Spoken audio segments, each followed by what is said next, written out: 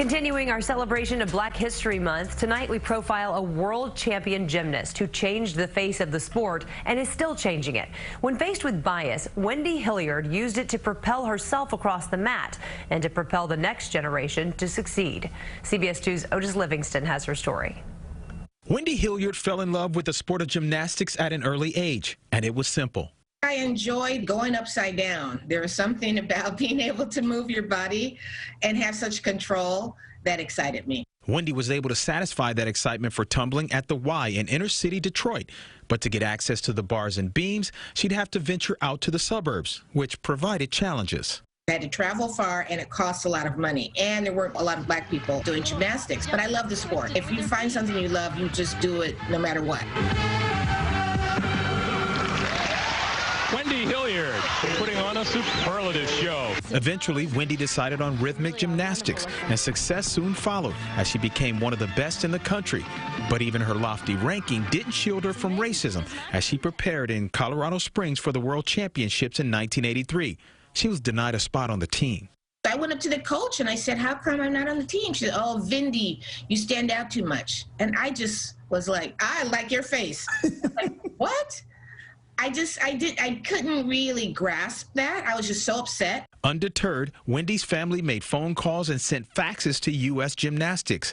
The decision was reversed. The team would be selected based on national championship rankings. Wendy made the team. She would represent the U.S. in international competition a record 9 years, including 3 world championships, earning national and international gold medals.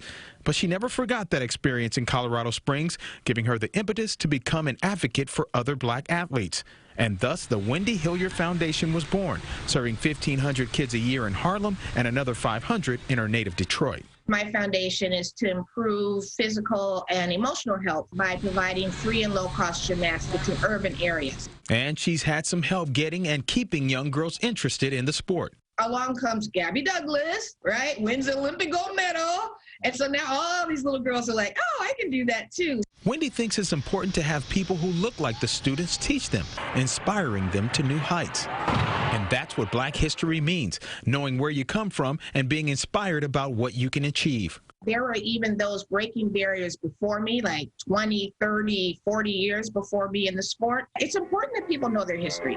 It's important that they see that people have broken barriers before them, and it can be done. Not even the pandemic has shut Wendy down. Her team just shifted from the armory to online to cater to the students' needs.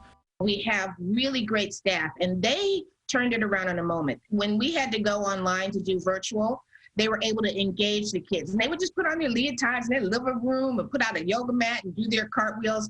And so it was something familiar and fun. Do you feel like you are a pioneer? I didn't go out to be a pioneer. I went out because I love gymnastics. And then the other love was really wanting to give others the experience I had. The joy and what I get back from the kids, it keeps me going. It's very joyful. All this month, we've been honoring Black history with stories of strength, inspiration, and hope. To see more of those stories, head to our website, cbsnewyork.com.